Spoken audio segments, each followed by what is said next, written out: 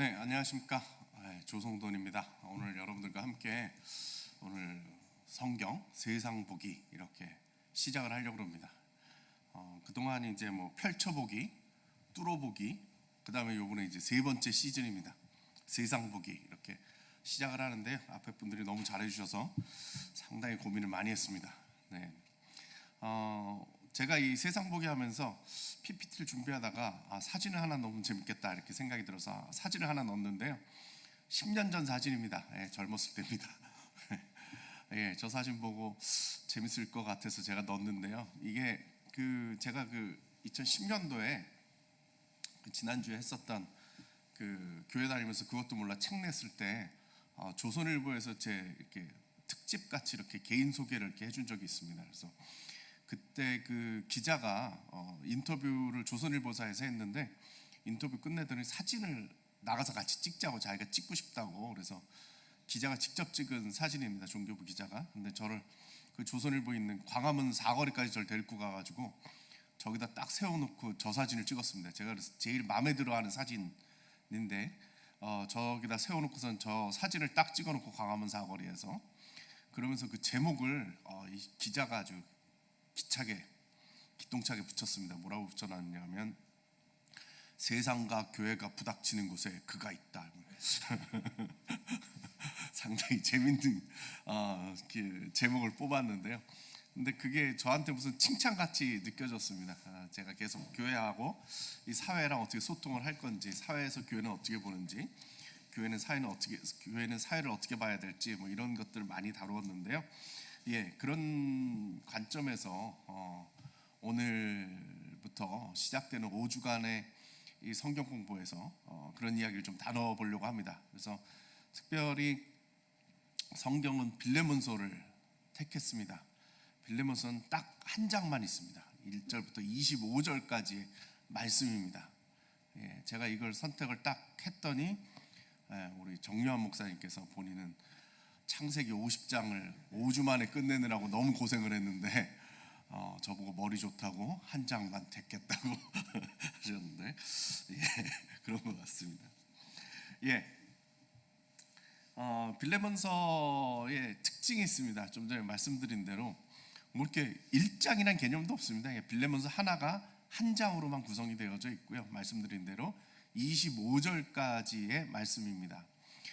빌레몬서의 특징은 바울의 서신서 중에 목회 서신이라고 하는 겁니다. 보통 이 성경 낙권이 있지 않습니까? 66권이 있지 않습니까? 낙권으로 해가지고 66권이 있는데 제일 짧죠. 66권 중에 제일 짧습니다.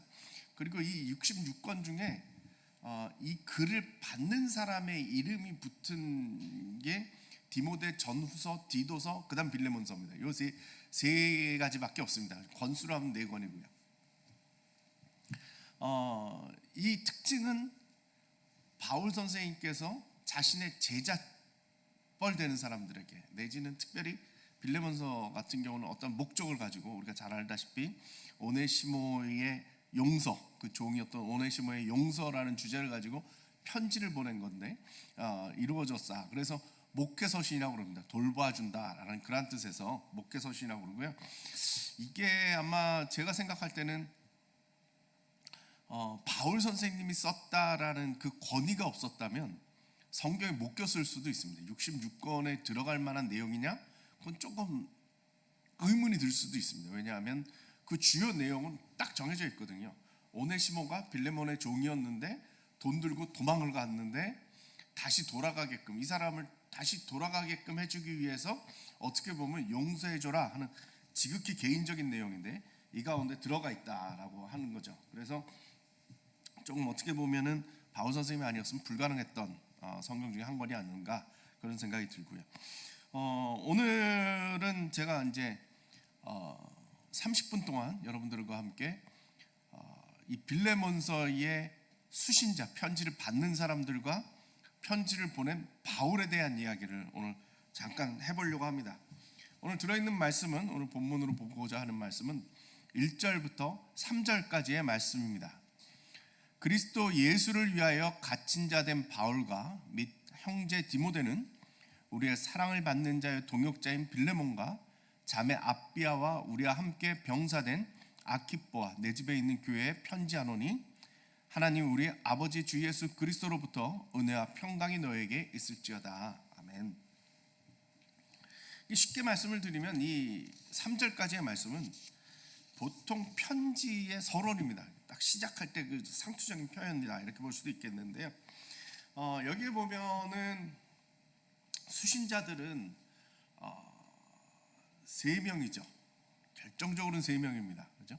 빌레몬하고 그 다음에 아비아가 나오는데 아비아는 이제 뭐 관계는 정확하게 안 나왔어요. 근데 전승에 의하면 빌레몬의 아내이다. 그 다음에 아키뽀라고 나오는데 아키뽀는 빌레몬의 아들이다. 이렇게 세 명이 수신자고요. 예, 그 다음에 거기에 교회가 같이 들어가 있습니다. 그런데 이제 제가 재밌게 생각하는 것은, 그래서 이걸 오늘 다루고자 하는 것은 뭐냐면 한 사람 한 사람 이름 앞에 수식어가 붙어 있어요. 정확하게 수식어 하나씩 붙어 있다라는 거예요. 이게 어떻게 보면은 정확하게 그 사람을 나타내는 뜻입니다. 우리가 이제 아주 쉽게 생각을 할 수도 있겠지만 좀 더 우리가 심각하게 한번 생각을 해봐야 되는 건 뭐냐면, 바울은 편지를 쓸 때 이 고대 사람들이 그 글 쓰는 방법인데 상당히 의미가 있는 압축적인 방법으로 썼어요. 그 이유가 뭘까 생각을 해봤더니 편지지예요. 이 당시에 사람들이 편지를 썼다는 건 어디다 썼느냐면 양피지에 썼어요. 양 껍질입니다. 지금 보시는 이 화면에 보시면은 그 오른쪽에 있는 것이 이제 그 양피지를 만드는 거고요. 왼쪽에 있는 것이 양피지를 가지고 쓴 두루마리 성경입니다.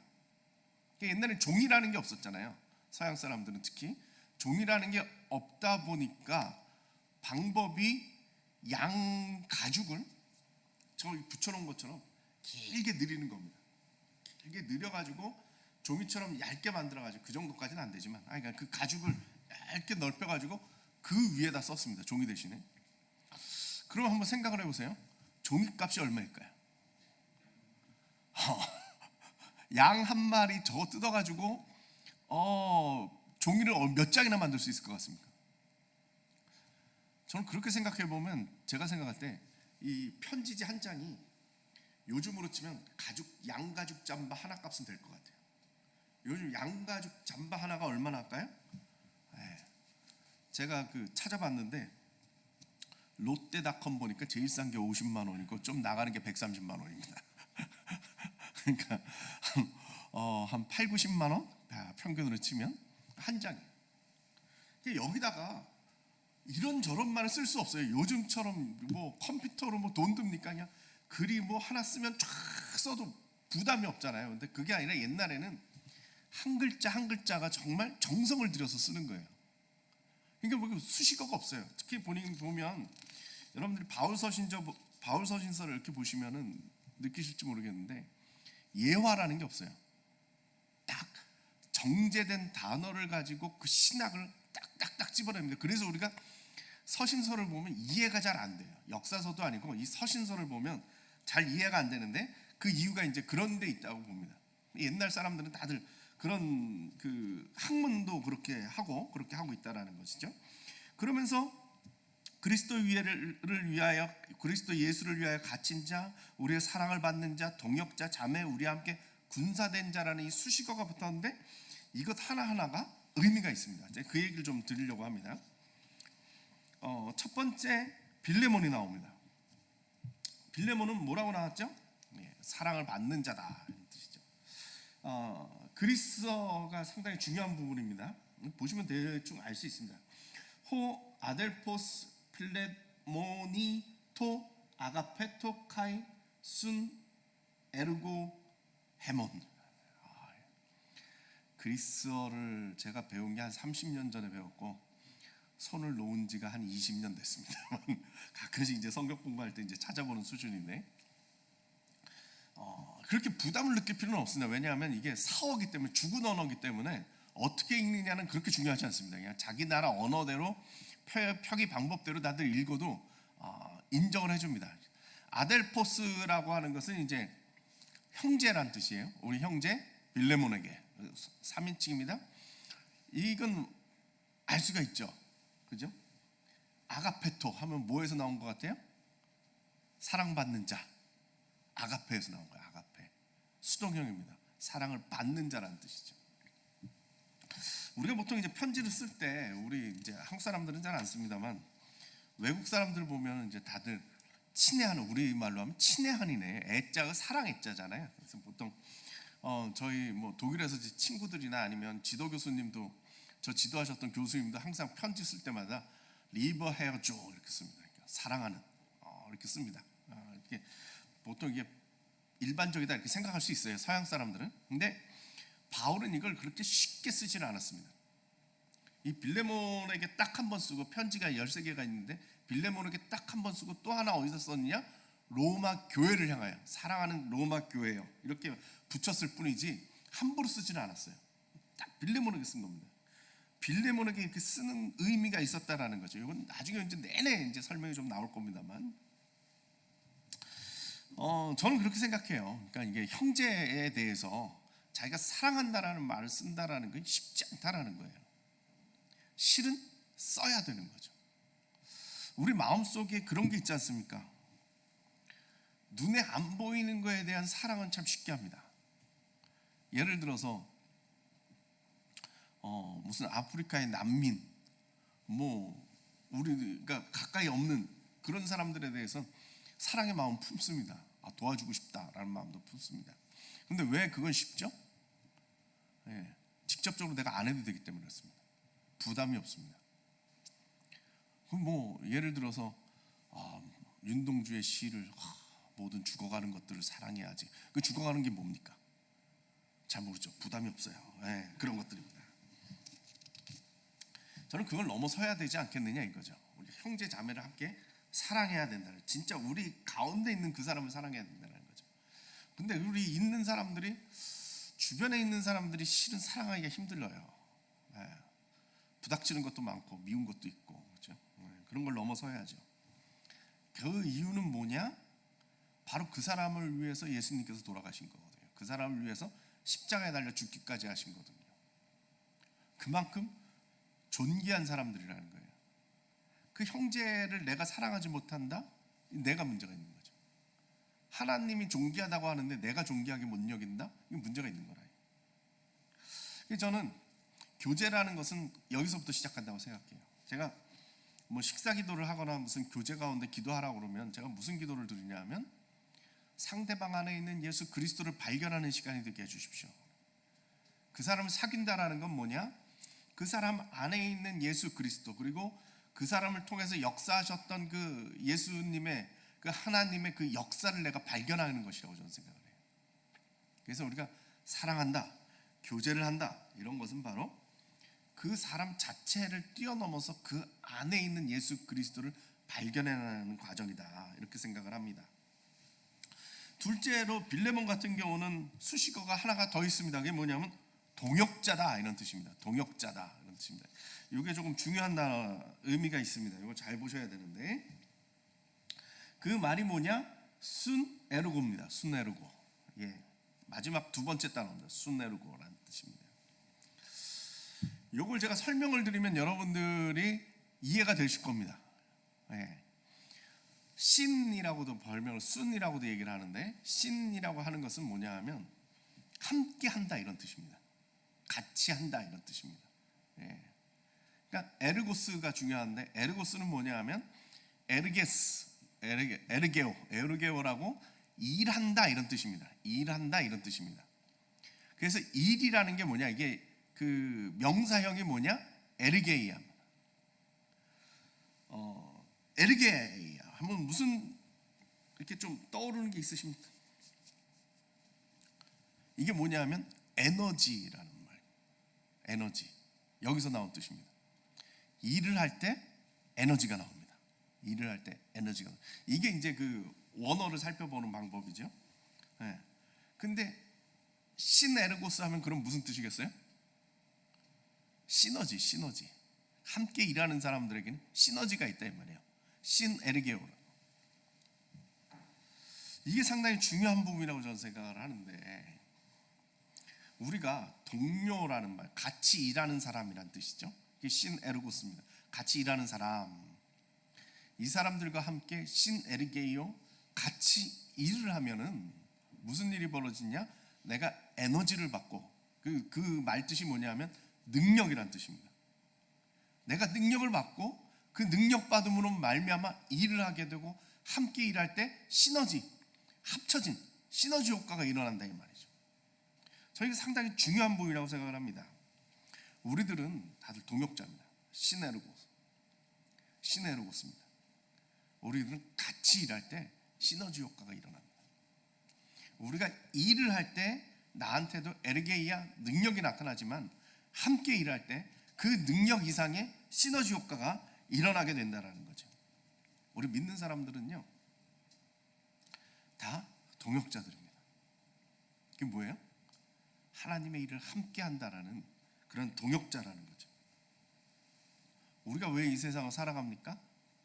하나님께서 맡겨놓으신 일이 있기 때문에 그렇습니다. 그 일을 우리가 하려니까 함께 일한다는 거죠. 우리가 함께 일하는 가운데 시너지 효과, 에너지를 넣고 함께 일한다는 거죠. 저는 제 믿음 속에 무슨 믿음이 있느냐 하면, 하나님이 저한테 좋은 은사를 주셨는데 그 은사가 뭐냐? 좋은 동역자를 붙여주신 겁니다. 저는 저한테 제 동역자들을 보면서 무슨 생각이 드느냐, 한 목적을 위해서 같이 일하는 저들을 보면서 하나님이 이 일을 기뻐하시는구나, 그런 생각을 했습니다. 이게 하나님께서 원하시는구나, 이런 생각을 갖는 거죠. 저 라이프 오프 이렇게 일하면서 제가 맨날 놀랍니다. 이게 어떻게 이렇게 될까? 저 같은 사람은 이제 대학교 3학년 마치고 유학을 갔기 때문에 한국에 이렇게 끈이 없습니다. 그 말뜻은 무엇이냐 하면 맨 땅에 헤딩했다, 이런 뜻입니다. 근데 하나님께서 귀한 동역자들을 붙여줘가지고 오늘 이렇게 왔거든요. 저는 그게 바로 하나님이 이 일을 기뻐하시는구나 하는 그러한 증거를 얻는다는 거죠. 바로 그러한 동역의 놀라운 일들이 함께 있기를 바랍니다. 두 번째 인물은 누구냐 하면 아비아입니다. 아비아는 말씀드린 대로 빌레몬의 아내인데 거기다 뭐라고 붙였느냐? 자매라고 붙였습니다. 이 자매라는 말이 우리들에게 감동도 있고 힘도 되죠. 귀한 말입니다. 이거 정말 옛날에 제가 대학교 때인가 그때부터 그 선교단체에서 넘어오면서 형제님, 자매님 뭐 이렇게 부르기 시작했던 것 같아요. 처음 그 말을 들었을 때 상당히 닭살이 돋았습니다. 어떻게 저렇게 부르지? 뭐 이런 생각이 들었었는데, 나중에 제가 목회를 하면서 보니까 교회 왔는데 모르는 사람이 자기한테 형제님, 자매님 이렇게 부르니까 거기서 사랑을 느껴가지고 내가 교회를 나오기 시작했다, 이렇게 간증하시는 분들도 봤어요. 자, 우리들이요, 형제라고 부를 때 또는 자매라고 부를 때 그때 뭐가 느껴지십니까? 이 형제라는 거죠. 그래서 보통 보면은 이 단단한 조직들 보면 형제라는 말 많습니다. 흑인들이 hey brother 이렇게 말하죠. 이게 뭐예요? 같은 동질성이 있다는 거죠. 예전은 뭐 혁명을 일으키는 그 사람들이 그죠, 동지라는 말 쓰죠. 그런 뜻에서 보는 건 뭐예요? 우리들은 동일한 것이 있어요. 근데 그 동일한 것은 뭐냐? 예를 들어서 흑인들 같으면 흑인들이기 때문에 받아야 됐던 그 박해와 고통과 그 고난이 있어요. 우리는 이걸 함께 짊어졌던 사람들이라는 거예요. 같은 그 역사가 있었다라는 거죠. 그 동질성이 있었다는 거죠. 그럼 우리들에게 동질성은 뭐예요? 우리가 왜 형제 자매라고 불러요? 한 아버지가 있다는 거죠. 우리들은 형제요 자매라고 부르는 그 순간 우리의 신앙 고백을 하는 겁니다. 우리에게는 한 아버지가 있어. 우리를 지으시고 우리에게 목적을 두시고 우리의 삶을 이끌어 가신 한 아버지가 있어. 그 바로 그러한 뜻이 있다라는 거죠. 바로 그런 것을 우리가 한번 좀 생각을 해봐야 될 것 같습니다. 세 번째는 아키뽀입니다. 아키뽀한테는요, 함께 군사된 자다. 함께 군사된 자다. 여기도 수라는 말이 나오죠. 이게 수 신하고 비슷한 그 접두어입니다. 그렇죠? 그래서 스트라티오테스, 수스트라티오테스, 스트라이크 뭐 이런 말 나오는 거하고 다 이게 다 어원들이 다 있어요. 되게 그 서양 언어들은 대부분 그리스하고 라틴 언어에서 다들 나온 단어들이기 때문에 어원들이 다 비슷해요. 스트라이크 했던 사람이 함께 스트라이크 했던 사람, 함께 싸웠던 사람, 같이 전쟁을 치렀던 사람이라는 뜻이죠. 같이 싸움을 하고 있는 사람들이다. 그래서 성경에 보면 그 공동 번역이나 새 번역 같은 경우는 전우라고 나와 있어요. 전우. 전쟁을 함께 치른 사람들이다 이런 뜻이죠. 전쟁을 함께 치른 사람이다. 전쟁을 함께 치렀다는 그 개념을 여러분 어떻게 이해가 되십니까? 좀 오래된 얘기입니다만 제가 대학 다닐 때 제 친구 하나가 전투 경찰을 갔습니다. 저는 데모를 좀 했던 사람인데 저랑 친했던 친구가 전투 경찰이 돼가지고 시위를 맡고 막 이러니까 제가 어느 날 이렇게 휴가 나온 날 물어봤어요. 너는 어떻게 대학생을 하다가 그래 전투 경찰이 가가지고 대학생 그 때리는 일을 하니? 그랬더니 걔 하는 얘기가 지금도 기억이 나요. 이렇게 막고 있는데 저쪽 학생들이 데모대가 돌을 던져가지고 내 옆에 있는 내 동료가 머리에 맞고 푹 쓰러진대요. 그 순간 아무 생각이 안 나요. 내 전우가 지금 마저 떨어졌다. 이게. 그 다음 또 눈이 확 돌아간다는 거죠. 이거죠. 우리가 함께 군사된 자라 또는 전우라 하는 말은 뭐냐 하면 서로 목숨이 연결되어 있는 사람들입니다. 누군가 지켜줘야 되고 누가 앞을 나가면 뒤에서 엄호를 해줘야 되고 누군가 나를 지켜줄 것이라는 믿음이 있기 때문에 뛰쳐나갈 수 있는 게 하나의 전우라는 거죠. 우리는 뭐예요? 우리는 영적 전투죠. 이스라엘이 이스라엘로 살아남기 위해서는요 수많은 전쟁을 했어요. 아멜렉과 싸웠고 에집트하고 싸웠고 아시리아, 바벨론 계속적인 전투 가운데 하나님의 백성으로 그 땅 가운데 살아남기 위해서 수많은 전쟁을 치렀어요. 우리도 마찬가지라고 생각합니다. 이 땅에서 예수 믿는 사람으로서 살아나가고 있는 건 하나님의 백성으로 살아가고 있다는 것은 이 전투라는 거예요. 이 땅에다가 선전포고를 하는 겁니다. 나는 예수 믿는 사람이야. 그 말 자체가 하나의 선전포고로 이 땅에서 내가 전쟁을 치를 각오가 돼 있다는 거죠. 무슨 대단한 전쟁을 치르겠어요. 이 땅에서 죄 짓지 않고 내가 예수 믿는 사람으로서 무너지지 않고 사는 것 자체가 전 전쟁인 것 같아요. 주변 사람들한테 나 예수 믿어, 나 교회 다녀 이 말 하는 순간 그 다음부터 내 삶은 예수 믿는 사람으로서 살기 위한 수많은 노력이 필요하죠. 남들처럼 살 수 없다라는 걸 내가 나타내는 거기 때문에 저는 그게 바로 전쟁이다 이렇게 생각합니다. 특히 죄의 유혹에서부터 벗어나기 위해서 죄의 유혹에 빠지지 않기 위한 그 전투가 우리들에게는 항상 있어요.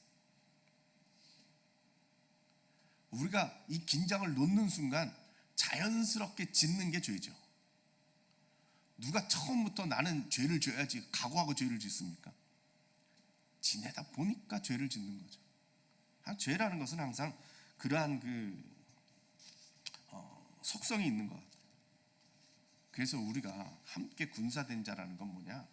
우리가 교회라는 공동체를 통해서 이 전투를 함께 치르겠다는 겁니다. 서로를 격려하고 서로를 지켜주고 서로를 보호해주면서 함께 전쟁을 치러나간다 그런 뜻이죠.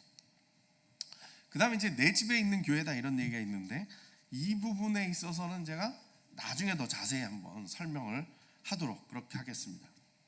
자, 그럼 우리들에게 이제 하이라이트는 이거죠. 바울입니다. 바울은 자기를 소개하는데 뭐라고 소개를 하느냐? 그리스도 예수를 위하여 갇힌 자다. 지금 보시면은 저 그림은 제가 좋아하는 렘브란트라고 하고 있는 네덜란드 화가인데요. 빛의 화가라고도 하고 하는데 이분이 쓴 겁니다. 그린 겁니다. 감옥에 갇힌 사도 바울을 그린 건데요. 그림의 특징을 보시면 저쪽에 감옥에 갇혔다는데 감옥 안에 칼이 한 자루 있죠. 보이십니까? 예. 끝쪽에 칼이 하나 있죠. 바울 그러면 칼입니다. 무조건 칼입니다. 그리고 앞에 그 편지를 쓰고 있죠. 계속적으로 성경을 쓰고 있다는 거죠. 그냥 이렇게 뭐 상식적으로 아시면 좋을 것 같아서 대부분의 이제 서양에 있는 교회들, 성당 이런 데를 가보시면은 항상 뭐 스테인글라스나 뭐 이렇게 그림이 쫙 있는데 그 중에 빠지지 않는 게 그 베드로 사도하고 그 바울 사도의 그림이 대부분 다 있죠. 동상도 있고 대부분 있습니다. 그 구분을 어떻게 하느냐 하면 저쪽에 보시면 열쇠를 든 게 누구겠어요? 그건 베드로죠. 바울은 누구예요? 칼이에요. 바울은 항상 말씀의 검을 가진 자입니다. 말씀의 검을 가진 자입니다. 그 옆에 있는 그 동상 그림이 그 로마에 있는 동상인데 그게 뭐냐하면 바울인데 바울이 칼을 들고 있고 한쪽엔 성경을 딱 들고 있죠. 말씀을 붙잡고 있고 말씀의 검을 휘두르고 있는 게 바울입니다. 근데 제가 이게 참 인상 깊었던 게 뭐냐하면 이 동상이 시선이 아래를 향해 있어요. 약간 음침하다 그럴까? 이 바울을 잘 나타낸 것 같아요. 바울은 베드로는 막 휘젓고 막 이렇게 용감하고 막 이런 모습을 보여줬는데 바울은 그런 모습이 아니라 아주 침참한다 그럴까? 침잠 해가지고 말씀을 깊이 묵상하는 자 이렇게 보여지고 있는 것 같습니다. 예. 자, 오늘 그 본문은 그 그리스어로 이거죠. 바울이죠. 파울로스 데스미오스 크리스투 예수입니다. 예, 이 부분입니다. 자, 바울이 자신을 갇힌 자다 이렇게 소개한 건 여기가 처음입니다. 바울은 주로 무슨 편지를 쓸 때 뭐라고 그러냐면 예수 그리스도에 의해서 직접 임명을 받은 사도다. 자기의 사도 컴플렉스가 있어요. 그 바울은 왜냐하면 예수님을 직접 만나서 그 12제자에 속한 사도가 아니기 때문에 항상 거기에 대한 그 강박관념 뭐 이런 게 있기 때문에 항상 사도된 바울 뭐 이렇게 편지를 시작하는 경우는 있어도 갇힌 자 된 바울이다 이거는 잘 안 쓰는 표현입니다. 이걸 왜 썼느냐? 제가 볼 때는 지금 저 그림처럼 나이가 들어서 몇 번의 감옥 생활을 하고 이 빌레몬서 쓸 때가 이제 거짓 말년인데 이 말년에 편지를 쓰고 있는 그 모습을 보이면서 무슨 얘기를 하고 있느냐? 너희는 나를 본받아라. 나를 본받아라. 지금 내가 일생 주의 복음을 위하여 살다가 지금은 내가 감옥에 갇혀서 이곳에서 사도로서의 삶을 살고 있다라는 걸 보여주고 있습니다. 우리가 하나 이해를 하셔야 되는데 뭐냐 하면은 옛날에 그 감옥이라는 것은 지금과 같이 억압된 형태가 아닙니다. 특히 바울 같은 경우는 로마 시민권을 가진 자였기 때문에 감옥 생활이라는 게요 조금 그 안에서 지금 보시는 것처럼 편지도 쓸 수 있고 누군가가 수정을 들 수도 있고 약간 생활 반경 안에 있다 이렇게 갇힌 가운데 생활 반경 가운데 있다 이렇게 이해를 하시면 돼요. 그 가운데 지금 바울이 있다라는 거죠. 그러면 그렇기 때문에 그 안에서 그 박해를 받아가면서도 그 안에서 뭔가 영적인 내지는 전도를 하고 간수들을 전도를 하고 뭐 이런 일들이 벌어지게 되는 것이죠. 그러면서 사람들은 이 바울을 흠모했을 거예요.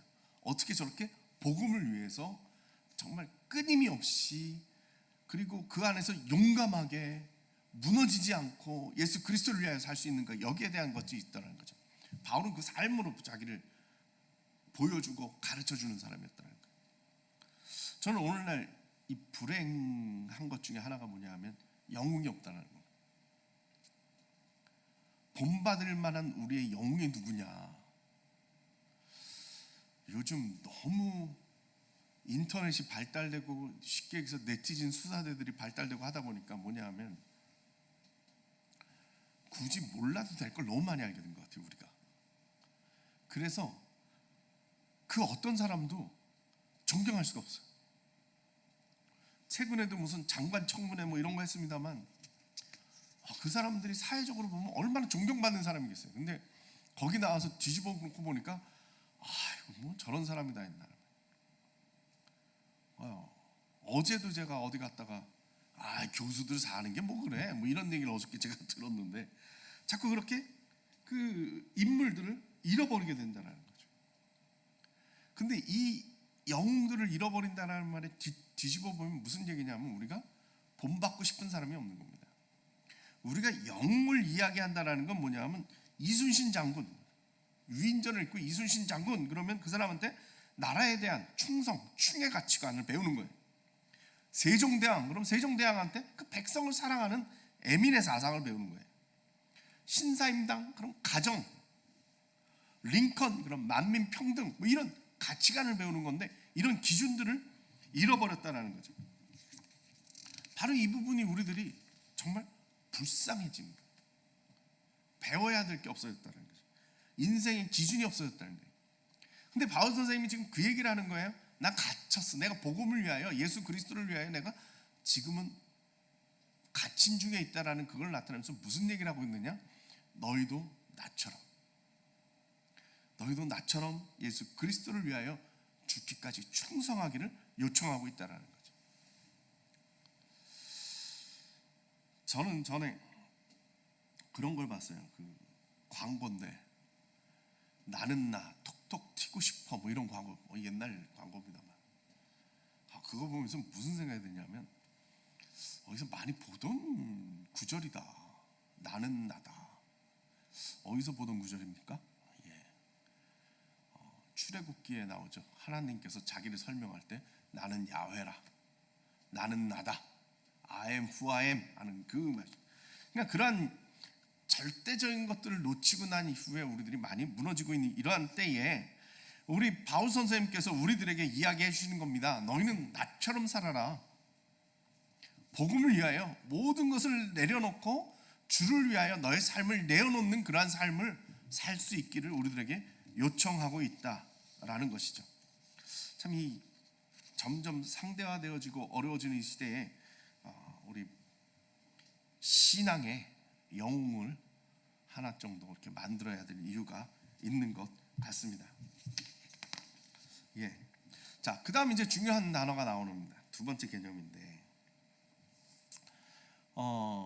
문학적으로 이야기할 때에 중이라는 뜻이 있습니다. 그렇죠? 단어는 하나 있는데 그 의미가 두 가지인 경우가 있죠. 이 상당히 중요한 겁니다. 뭐 예를 들어서 기찻길려 오막살이 그럼 그냥 오막살을 얘기를 하는 거예요? 아니죠. 그 시대에 그 일제 시대 때 나라의 위태로움을 보여주면서 아기아기 잘도 잤나? 그래도 우리나라는 잘 있을 거야 라는 걸 그런 중의적인 의미를 쓰잖아요. 지금 바울 선생님도 똑같은 방법을 지금 문학적으로 쓰고 있는 겁니다. 그게 뭐냐 하면 크리스토 예수입니다. 크리스토 예수 이게 뭐냐면 소유격입니다. 옛날 언어들은 이 문법이 발달되어져 있지 않기 때문에 요즘처럼 우리처럼 이렇게 말이 명확하지가 않습니다. 그래서 예수 그리스도를 위하여라는 것에 전치사 for나 뭐 이런 뜻을 전치사를 쓰지 않고 소유격으로 표현을 한 겁니다. 지금 크리스토 예수라는 것이 소유격입니다. 이 격변화를 통해서 의미를 부여한 거죠. 소유격입니다. 오브나 뭐 이런 걸 쓴 게 아니죠. 소유격을 썼습니다. 그러면서 지금 제가 첫 번째 말씀드린 것처럼 예수 그리스도를 위하여 갇힌 자다 이렇게 해석을 해도 되고, 직역을 한다면 무슨 뜻이냐 하면 예수 그리스도에 의해서 갇힌 자다, 아니면 예수 그리스도 때문에 갇힌 자다 이런 뜻도 가지고 있습니다. 갇혔다라는 그 단어가 지금 데스미오스입니다. 두 번째 단어입니다. 파울로스는 데스미오스, 갇힌 자다 이런 뜻입니다. 근데 이 단어가요, 사로잡혔다 이런 뜻도 있어요. 갇혔다라는 뜻도 있지만 사로잡혔다.